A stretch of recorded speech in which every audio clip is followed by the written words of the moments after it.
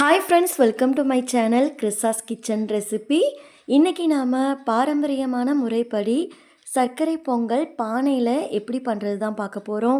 கொஞ்சம் கூட அடிப்பிடிக்காமல் நல்ல ருசியாக தித்திப்பான சர்க்கரை பொங்கல் பிகைனர்ஸ் கூட ஈஸியாக செஞ்சிடலாம். இப்போ வாங்க இந்த ரெசிபி எப்படி பண்ணுறதுன்னு பார்க்கலாம்.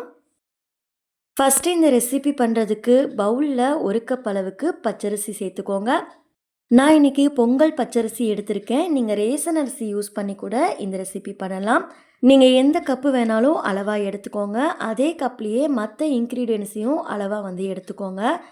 இப்போது இந்த அரிசி கூடவே நீங்கள் எந்த கப்பால் அளந்தீங்களோ அதே கப்பால் 1/2 கப் அளவுக்கு பாசிப்பருப்பு சேர்த்துக்கோங்க.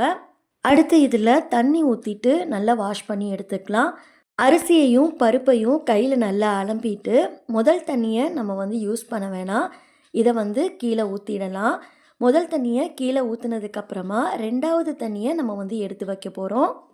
இப்போது மறுபடியும் நம்ம தண்ணி ஊற்றிட்டு லைட்டாக கையில் அலம்பிட்டு இந்த தண்ணியை பார்த்திங்கன்னா 1 கப் அளவுக்கு தண்ணியை நம்ம தனியாக ஒரு பவுலில் எடுத்து வச்சுக்கலாம். இந்த தண்ணியை பார்த்திங்கன்னா நம்ம பொங்கல் பண்ணுறதுக்கு பயன்படுத்திக்க போகிறோம். இது அப்படியே இருக்கட்டும். அடுத்து பார்த்திங்கன்னா இங்கே அரிசியும் பருப்பும் ஒரு 15லேருந்து 20 நிமிஷம் ஊற வச்சுக்கலாம். இது ஒரு ஓரமாக இருக்கட்டும். அடுத்து பொங்கல் பண்ணுறதுக்கு பொங்கல் பானையை நீங்கள் ரெடியாக எடுத்து வச்சுக்கோங்க.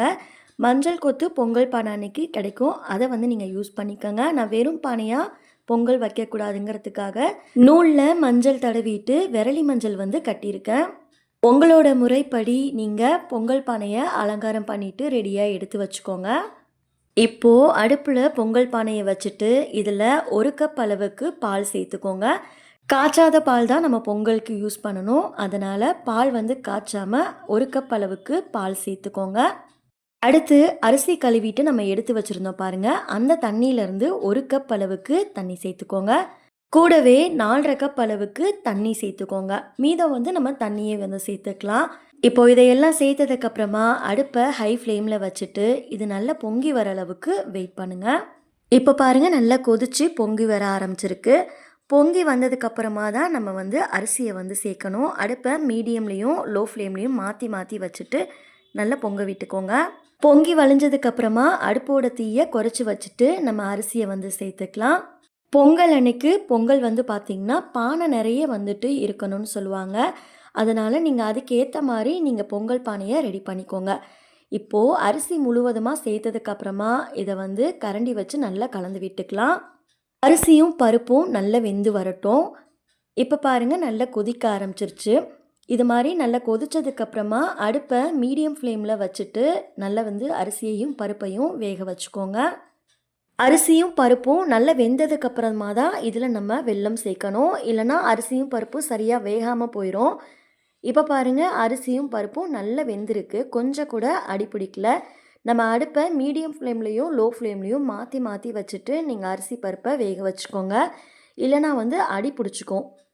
இந்த அளவுக்கு அரிசியும் பருப்பும் வெந்து வந்ததுக்கப்புறமா இதில் 2 கப் அளவுக்கு வெல்லம் சேர்த்துக்கோங்க. நான் பொடிச்ச வெல்லமாக எடுத்திருக்கேன். பானை நிரம்ப இருக்கிறதால இதை ஒரு டைம் கலந்து விட்டுட்டு மீதம் இருக்கிற 1 கப் வெல்லத்தை சேர்த்துக்கலாம். உங்ககிட்ட இருக்க வெல்லத்தில் தூசி மண் இருந்தது அப்படின்னா தனியாக ஒரு பாத்திரத்தில் 2 கப் வெல்லம் சேர்த்துட்டு கொஞ்சமாக தண்ணி ஊற்றி வெல்லத்தை நல்லா கரைச்சிட்டு அதுக்கப்புறமா வடிகட்டிட்டு சேர்த்துக்கோங்க. இப்போ பாருங்கள், நம்ம 2 கப் வெல்லத்தையும் சேர்த்தாச்சு. இதை நல்லா கலந்து விட்டுக்கலாம். கலந்ததுக்கப்புறமா இதில் 2 டேபிள் ஸ்பூன் நெய் சேர்த்துக்கோங்க. நெய் சேர்த்துட்டு இதை நல்லா கலந்து விட்டுக்கோங்க. நம்ம எடுத்திருக்க வெல்லத்தோட கலரை பொறுத்து சர்க்கரை பொங்கல் கலர் மாறுபடும். இப்போ நம்ம சேர்த்துருந்த வெல்லம் முழுமையாக கரைஞ்சி வரட்டும். வெல்லம் முழுமையாக கரைஞ்சதுக்கப்புறமா இதில் 1/2 டீஸ்பூன் ஏலக்காய் தூள் சேர்த்துக்கோங்க. கூடவே கொஞ்சமாக பச்சை கற்பூரம் சேர்த்துக்கோங்க. இது நாட்டு மருந்து கடைகள்லாம் கிடைக்கும். இது கொஞ்சமாக சேர்த்தாலே போதும்.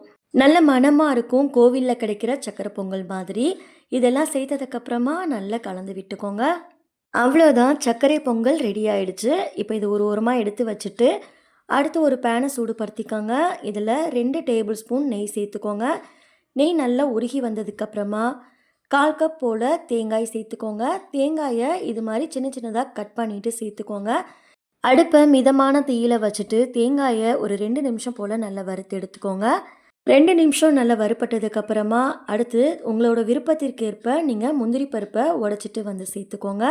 முந்திரி நல்லா செவந்ததுக்கு அப்புறமா கூடவே கொஞ்சமா உலர்ந்த திராட்சை வந்து சேர்த்துக்கலாம். திராட்சை இந்த அளவுக்கு பலூன் மாரி உப்பி வந்ததுக்கு அப்புறமா ஸ்டவ் ஆஃப் பண்ணிட்டு, இத நம்ம சர்க்கரை பொங்கல்ல சேர்த்துடலாம்.